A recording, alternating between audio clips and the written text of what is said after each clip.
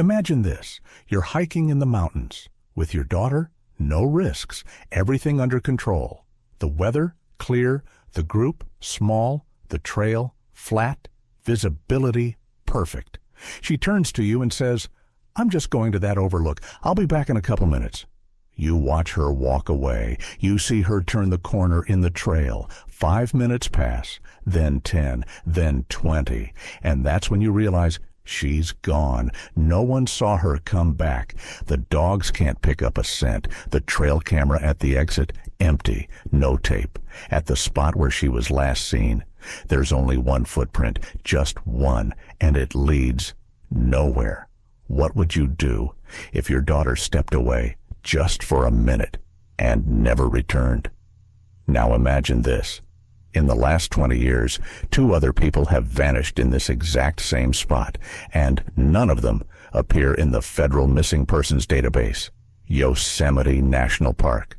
Every summer, tens of thousands of people come here, some for a picnic, others for the legendary hiking trails. But in the early 1980s, it was different. Families came here not for selfies, but to truly disconnect.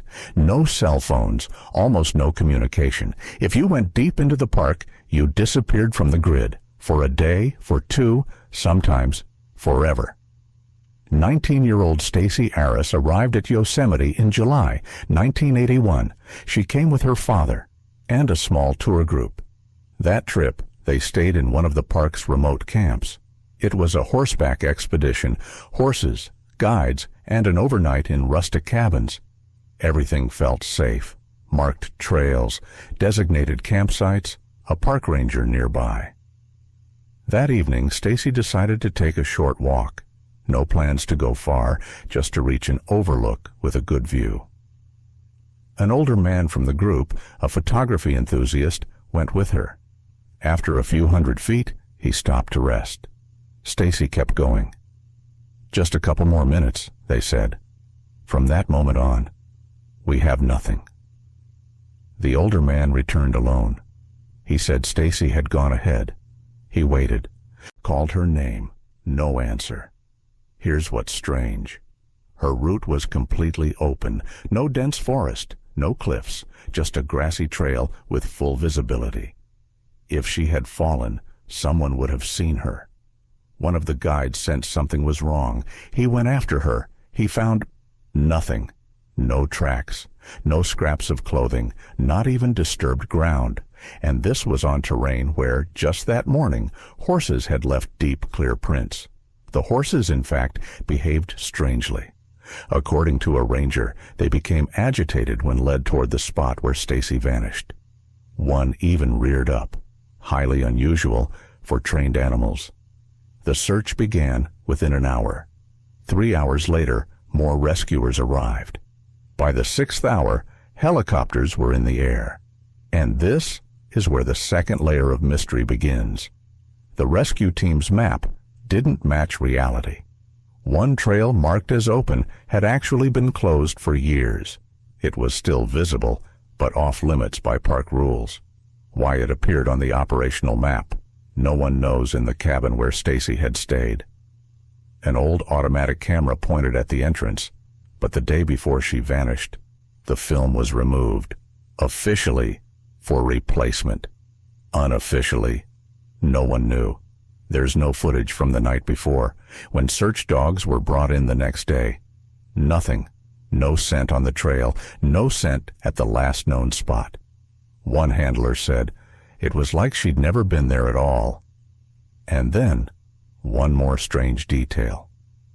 At the moment Stacy walked off, a man from the group claimed he went to take a shower. Later, it turned out the shower barely worked, low pressure, almost no water, yet he claimed he showered for 15 minutes. No one ever asked, what with? The official report summed it all up in one line. She went for a walk and never returned. But I think that's exactly where we should start digging. From here, the story turns into a tangle, mixed up locations, mismatched maps, and statements that don't quite add up. For now, all we have is this. A trail she walked, a bend in the path you can't see past, and beyond that bend, she was gone. What would you have done if you were the guide? Called for help immediately, or waited, thinking, she'll be back any minute? I've looked at that trail myself. It does seem simple, but sometimes, when everything looks perfectly normal, that's when you should be most afraid. The camp where the group stayed was officially called Sunrise High Sierra Camp, perched nearly 9,000 feet above sea level. A handful of wooden buildings, a simple fence, horse stables, and nothing else. No guards, no alarms, no cameras, just the wilderness and thin wooden walls. The tourists took 3 cabins. Stacy and her father stayed in number 13, a small room with 2 beds and an old dresser against the wall. Modest, but with a panoramic view of the valley. That night, her father said, everything was calm. They had dinner, talked for a bit, went to sleep. Nothing unusual. But in the morning, after Stacy had already vanished, the room was inspected again. And here is where things start to slip out of the official record. One ranger, who later spoke on condition of anonymity, said this: "We went over the room, but everything looked untouched. No signs of panic, no open suitcases, everything neat. The only thing on the floor was an unfolded map, and not a standard park map, a very old tourist one. The trail Stacy supposedly planned to take wasn't even on it. For some reason, that map was never added to the case file. It doesn't appear in any report. What does appear is a single note in the base log. Female guest from group number 3 was using an outdated guidebook. Possibly didn't match her route correctly. The handwriting is rushed, almost illegible. And the date? It was written after the active search had already started, meaning someone after the fact was trying to explain why she went the wrong way. Only problem is, her father swears they never even had that map. We used the ones from the front desk. I never saw that old one. Police searched the cabin 3 times. By the second search, the dresser drawers were empty. Her belongings had been taken to camp storage, but one rescuer later remembered. When they first opened that dresser, there were 2 letters inside. One, a postcard from a friend. The other, some kind of notes.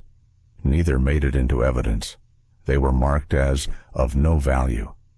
But in a disappearance, where every scrap of information could matter, throwing away personal writings is at best suspicious. One of the group members recalled that the night before she vanished, Stacy had been sitting by the window, writing quickly in a notebook. That notebook was never found, not in the room, not among her belongings.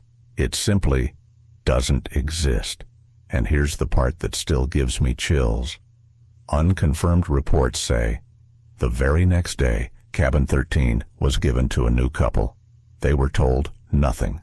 No quarantine, no do not enter sign. Years later, the woman from that couple said in an interview, "I kept feeling like someone was watching me. I had no idea someone had gone missing there. Who allowed that kind of negligence? We don't know. Could something important have been removed before anyone noticed? Considering the camp staff were barely monitored, the answer seems obvious. This case is often called a disappearance in plain sight. But let's look at what we already have. An unlogged map, a missing camera recording, personal items deemed unimportant. All of this before the official search even began. Sound suspicious? It should. And we haven't even started talking about what happened on the first night after she vanished. Horseback trips in Yosemite are nothing unusual. The horses are tied up at camp, the gear is checked, the tourists ride in single file, the guide leading the way. Everything by the book. That's exactly how it was on that July day in 1981, the trip where Stacy Arras vanished. But it's the horses that hold some of the strangest details in the entire case. When Stacy went for her walk, the horses were penned in. 6 animals, all trained for trail riding. According to the guide, they were calm at first. But the moment she disappeared around a bend, no more than 300 feet from camp, they grew uneasy. At first, shifting their weight, then snorting. One broke free and kicked hard at the fence. The guide later admitted, "I'd never seen them act like that, not in all my years." It's written in the very first ranger's report, filed 2 hours after the search began. From witness statements, the horses behaved as if they'd scented a predator, but there was no bear, no coyote anywhere nearby. The search dogs that arrived the next day didn't react at all. No scent, no trail, nothing. But the horses remained restless for at least another day. One volunteer even suggested moving them farther away. "They can feel something's wrong here," he said. Here's a detail that's rarely mentioned. A few years earlier, in almost the exact same spot, a horse suddenly reared up, threw its rider, and bolted into the forest. They found it 2 days later. Back then, they blamed snakes, or maybe a loud noise. But this time, no snakes, no sound. When the search began, part of the route passed right by that same bend where Stacy was last seen. Several riders followed the slope, hoping to spot torn fabric, broken branches, fresh tracks. The horses tensed up only in that one area. Not before, not after. One guide even refused to continue. "I'm not forcing my horse into a place where it's clearly afraid to go." It might sound like a small thing, but out here, searching for a missing person in the wilderness, animal behavior is one of the few clues you can trust. And this was too specific. It was as if the horses knew more than the people did. Later, another volunteer, unaware of the earlier reports, rode that same trail. A note in the radio log. Passing the bend, the mare suddenly jerked back. Hard, no reason, almost threw me. It happened again. Different day, different horse. Officially, it was noted in one short line. Animal reaction did not affect the search. Unofficially, the guides avoided that spot from then on. They just stopped going there, even years later. When we tried to get photos of the area from current park staff, most replies sounded the same. That route isn't used anymore. What was beyond that bend? Why did the animals react when the search dogs and equipment found nothing? In investigations, they say it's not just about who speaks, it's about who falls silent. And here, it feels like they all went silent. The horses, the rangers, the guides. All that's left is the feeling that no one goes there anymore, and no one asks. In the official reports, the disappearance of Stacy Arras begins with one simple sentence. She decided to go for a walk. It sounds ordinary, casual, like a stroll in the park near home. But if you start looking at the details, it stops being simple very fast. It was a warm day, about 75 degrees Fahrenheit, not extreme. After lunch, the group rested in the shade of the camp. Sometime around 4:30, Stacy suggested stretching her legs. Walking toward a nearby ledge, said to have a beautiful view of the valley. She asked if anyone wanted to join her. One of the older tourists, a man in his 70s, agreed. He walked with her as far as a bend in the trail. About 300 feet, he later said, then told her he'd sit and rest. She kept going. Khaki pants, t-shirt, no backpack, no water, no map, just a camera slung over her shoulder. He watched her disappear around the bend, and that was the last time anyone saw her. When he came back, he asked if she'd returned. No one had seen her. They assumed she might have taken another path, or stopped somewhere. No panic. They thought, she'll turn up, except she didn't. The first 30 minutes after someone goes missing, that's the golden window, the time when a person can still answer a call, still be reached. That window closed. Quickly. No one in the group began searching right away. No one followed her trail. No one even called out her name. The clock didn't start until the sun was already leaning toward the horizon. By then, it was too late.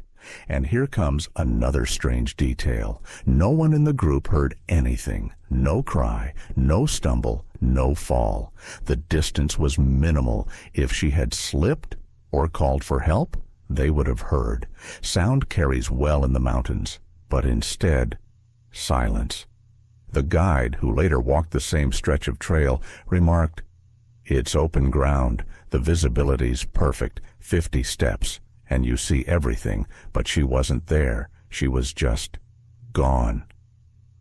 When they questioned the group the next day, the original version, "She went for a short walk," began to change. Someone said she mentioned going all the way to the lake. Someone else claimed she only went to step behind a rock for a photo. But the more versions appeared, the less sense it all made. There were no clear details left, only a moment when a young woman stepped out of sight and never came back. Then another strange detail emerged. One of the rangers, checking the trail beyond the bend, noticed something odd. There were only animal tracks, not a single human footprint, not fresh, not old. And this was on a dry, dusty trail where every step leaves a mark. That raised the question, did she even go past the bend at all? The entire Just for a Minute story rests on the word of one man. No one else saw her after lunch. In fact, between the moment she was with her father and the moment she supposedly vanished, there's no confirmation at all. Just one witness, elderly, tired, sitting down, who never followed after her. Now, I don't want to speculate, but you have to ask, could his story have been checked? Did he have any reason to hide something? And most importantly, why didn't anyone react right away? In cases like this, time is the enemy. And here, they simply let it slip away. Everyone was relaxed. The place seemed safe. 19 years old, not a child. She went down the trail, so what? But think about it. Would you head into the mountains, even for a short walk, with no water, no plan, and without telling anyone? And if you did, why so suddenly? And if you didn't, then where were you? This isn't just a question of what happened. It's a question of when exactly things went wrong. Because in this story, the timeline doesn't match the facts. On the map handed out at Sunrise Camp, the trail Stacy took ended at a lookout point, a small flat clearing on the edge of a cliff. From there, you could see the eastern part of the valley. Beyond that, only crumbling rocks, scattered bushes, and sparse trees. No stairs, no proper descent, just a sheer drop. When the search began, this spot became the key landmark. The group believed Stacy went there, but she wasn't on the platform, not nearby, not below. Now, here's where it gets strange. Beneath the lookout, there's only one path that could be called a descent. It's unofficial, not listed among the park's routes. In fact, it's missing from the main maps altogether. But local rangers knew about it. This non-descent leads into a shallow basin where rainwater collects. In dry weather, it's just bare rocky soil. It was hot during those days. The area was easy to survey. A helicopter equipped with a thermal imager flew over the basin twice. No bodies, no signs of movement, no radio beacon triggers. Rocks were clean. Not even a blade of grass was crushed. And here's strange detail number 2. On the second day, a volunteer, a former military tracker, found a single boot print, a woman's size, pressed in but not smeared, about 30 feet below the lookout point. But how did she get there? There's no safe way down. The track ends abruptly, literally. One step, and nothing. No more prints, no scratches, no chipped stones, just a lone footprint, like someone placed a foot down and vanished. The photo of that print wasn't included in the final report. They said it was unverified, maybe an old mark. But the photo, which surfaced years later, clearly shows fresh soil and a sharp imprint. And this starts to look like a pattern, a print, but no path, a point, but no story.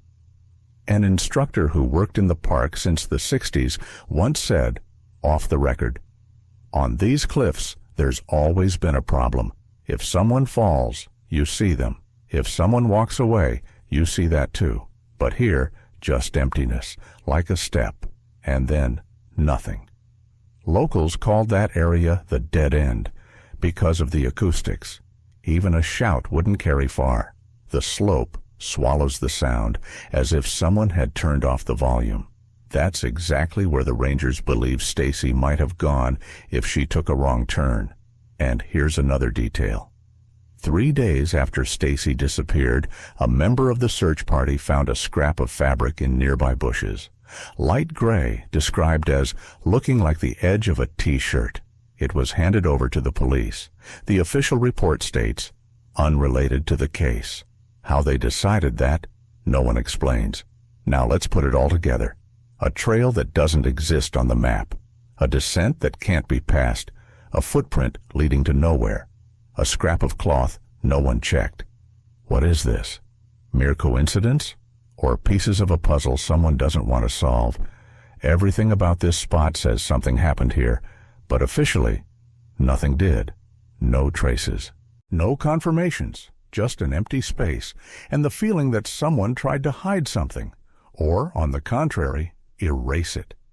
In most disappearances, maps are just background, lines, markers, trail signs. But in Stacy Arras's case, the map becomes a piece of evidence, one that surfaces and then vanishes just as quickly. Вот перевод на английский с сохранением атмосферы и деталей. Right after the search began, the Rangers set up their headquarters. The center of the operation was a Forest Service cabin in the Tuolumne Meadows area, the closest point to where Stacy disappeared.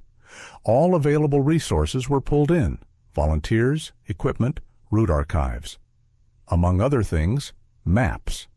There were 2 types of maps. Some were standard tourist maps. Others were official service maps, showing routes that weren't published.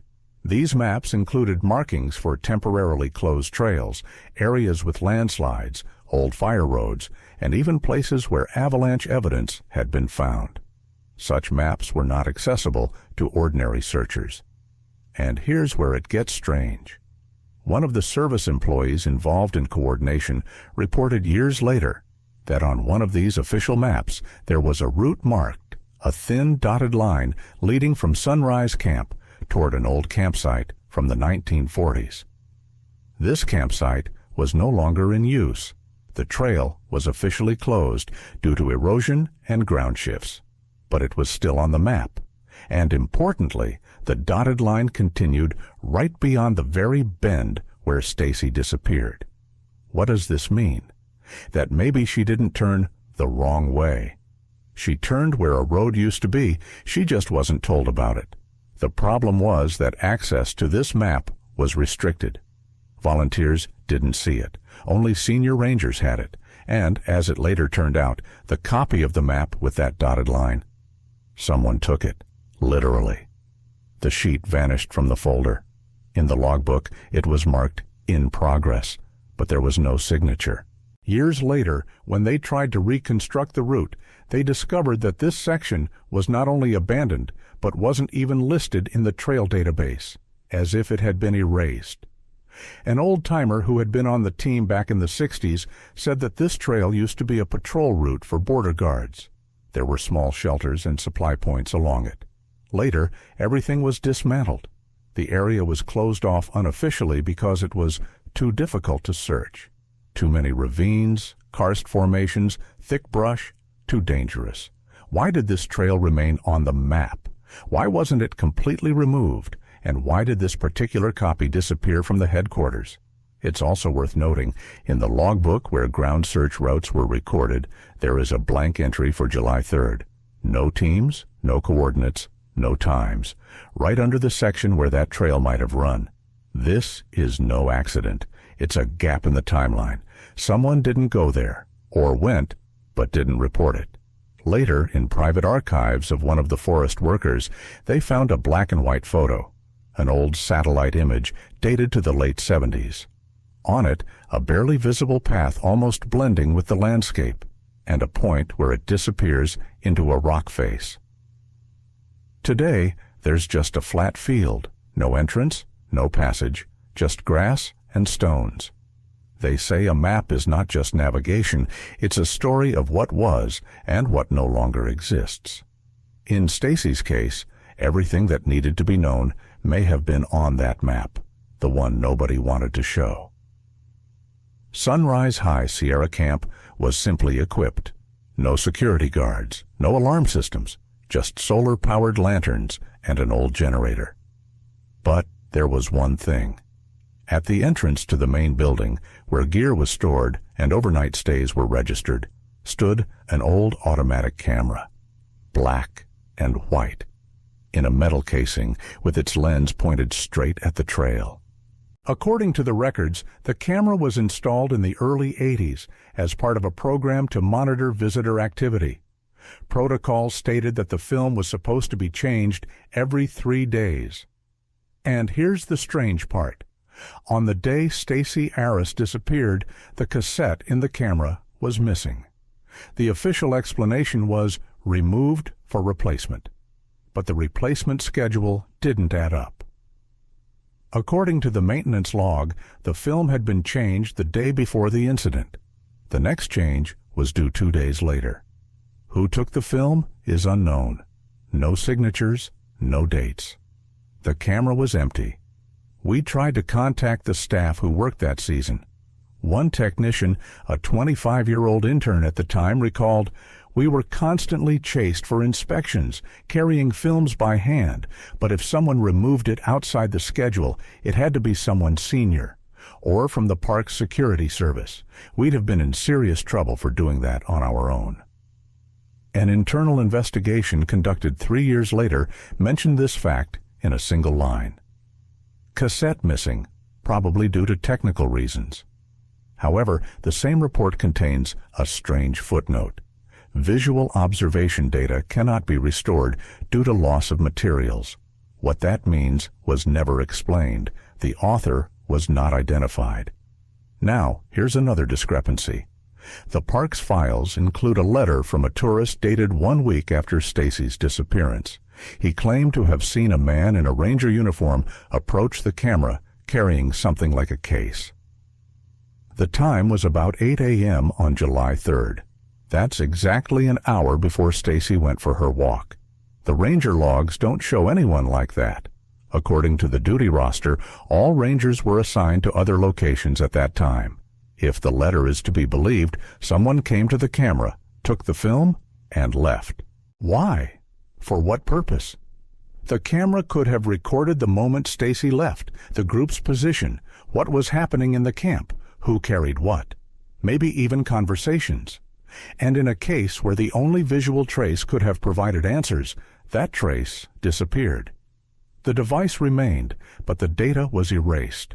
One more detail: a year after the disappearance, the camera was removed, officially due to malfunction. But locals say it was taken down after complaints that nobody likes being watched. And yet, before that, it had hung quietly for nearly 5 years.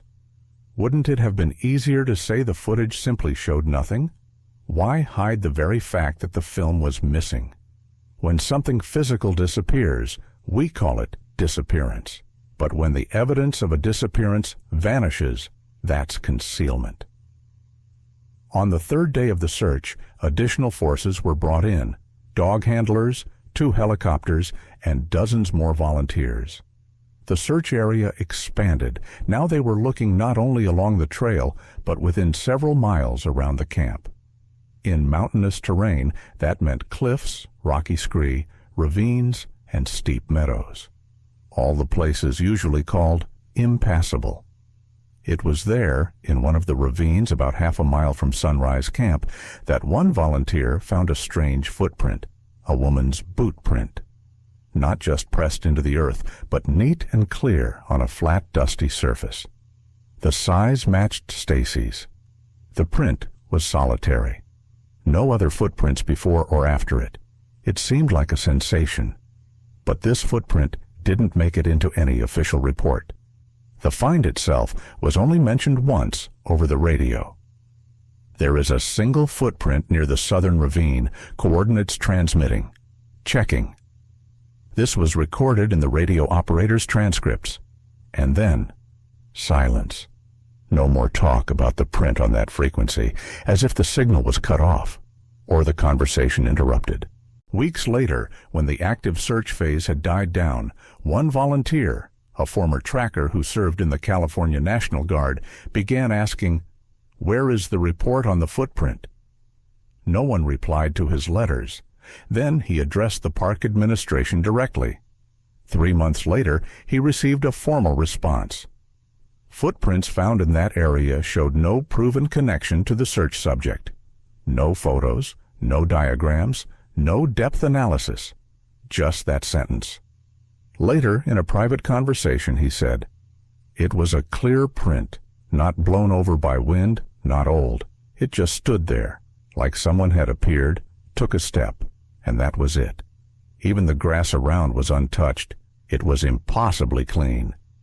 Years later, in the 2000s, another researcher, a former missing persons inspector, tried to reconstruct the search route from surviving GPS and radio data. According to him, the footprint was located in a spot no rescuer officially entered on the first day. How it got there was a mystery. There were no trails in that direction, only forest and scree. Incidentally, this was the direction a horse broke loose on the day of the disappearance. The reports mentioned nothing about this direction, but everyone present confirmed the animal was trying to head that way. And now, the key detail. 9 days after the disappearance, an old jacket was found in that same area.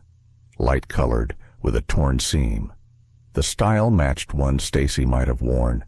No photos, no analyses. Everything disappeared. The report stated, "Unconfirmed item, destroyed." Who made that decision is unknown. The paperwork was lost. Sounds like a pattern, a footprint, and a refusal to acknowledge it. A jacket and a refusal to test it. As if someone was constantly dismissing evidence that didn't fit the "she just walked off" narrative. The Stacy Arras case is full of single traces. One boot print, one scrap of fabric, one radar signal that was lost, and all without follow-up. But most importantly, in that same area, 2 more people disappeared later. One in 92, the other in 2003. Both not far from that ravine, both without a single trace. 6 months after Stacy Arras disappeared, her family officially appealed to the Yosemite administration, demanding that the investigation continue. The response was brief. "The case is closed, the active search phase is over, no signs of foul play were found." Stacy's father, Alan Arras, did not accept this. He gave several interviews to the local press, openly accusing the park management of evidence concealment. He especially insisted on the cameras, the missing map, and the fact that none of Stacy's personal belongings, her notebook, letters, even her camera, were ever returned. Moreover, he claimed that some of the evidence had been taken by federal agents who never handed anything back.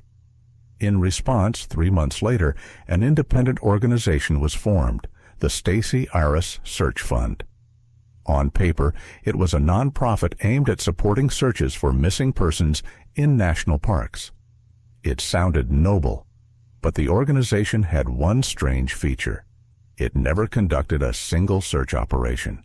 The fund collected donations, sent out brochures, printed pamphlets. But actual field work? Zero. None of the former park rangers remembered the fund participating in any on-site activities. On the website, an archived copy is preserved in the State Library, the activity reports section was empty. Only expressions of gratitude for supporting trail safety. Later it was discovered that the fund's board was headed by a man who had previously worked in the office responsible for internal audits within the National Park Service. Officially, he was listed as an independent observer. Only here's the catch. He himself had signed the recommendation to close Stacy's case. So, the person involved in ending the search became responsible for an organization supposedly created to continue it. Doesn't that seem odd? 6 months after Stacy Arras disappeared, her family officially appealed to Yosemite's management, demanding that the investigation be reopened. The response was brief. The case is closed. The active search phase is over. No signs of foul play were found. Stacy's father, Alan Arras, refused to accept this. He gave several interviews to the local press, openly accusing the park authorities of covering up evidence. He especially focused on the cameras, the missing map, and the fact that none of Stacy's personal belongings, her notebook, letters, even her camera, were ever returned. Moreover, he claimed that some of the evidence had been taken by federal agents who never handed anything back. In response, 3 months later, an independent organization was established, the Stacy Arras Search Fund. On paper, it was a nonprofit aimed at supporting searches for missing persons in national parks. It sounded noble, but the organization had one strange feature. It never conducted a single search operation. The fund collected donations, sent out brochures, printed pamphlets, but real field activity? Zero. None of the former park rangers remembered the fund participating in any on-site actions. On the website, an archived copy preserved in the state library, the activity reports section was empty. Only thanks for supporting trail safety. Later, it was revealed that the fund's board was headed by a man who had previously worked in the office responsible for internal audits within the National Park Service. In official documents, he was listed as an independent observer. Only here's the catch. He himself signed the recommendation to close Stacy's case, so the person involved in ending the search became responsible for the organization supposedly created to continue it. Doesn't that seem strange? Stacy's father soon stopped speaking publicly. His last interview was in '84. After that, silence. His contact details were removed from all public records. According to a journalist who tried to reach him in the early '90s, it was as if he was asked not to bring this up anymore. The fund officially still exists today, formally registered in San Francisco, but with zero activity. No recent reports, no news, no contacts, just a logo, a silhouette of a girl against the mountains. No names, no documents, only silence. In missing persons cases, it's important not only what disappeared, but also what appeared in its place. Here, instead of continuing the case, a fund appeared, but not for searching, for silence. Sometimes it's easier to create a responsible structure than to admit someone failed. Sometimes it's created to be forgotten. Here's the English version in the same style you wanted. That's it. This is a story of almost found, almost remembered, almost investigated, but in reality, no one went all the way. No one put a full stop. No one knows where Stacy Arras's trail led, or why no one ever saw her again. Now, I want to ask you, you've heard it all, so what do you think? Maybe you have your own theory about what happened to her, something the investigators missed, or just a thought that won't let you go? If you've been to similar places, if you've encountered something strange on hikes, write in. Sometimes it's a small, ordinary detail, and then someone reads it, and everything clicks. And one more thing. Tell me, at what moment did you realize this wasn't simple? That exact point where it got unsettling. Just curious how you saw it. Maybe together we can understand a little more than those who searched for her back then.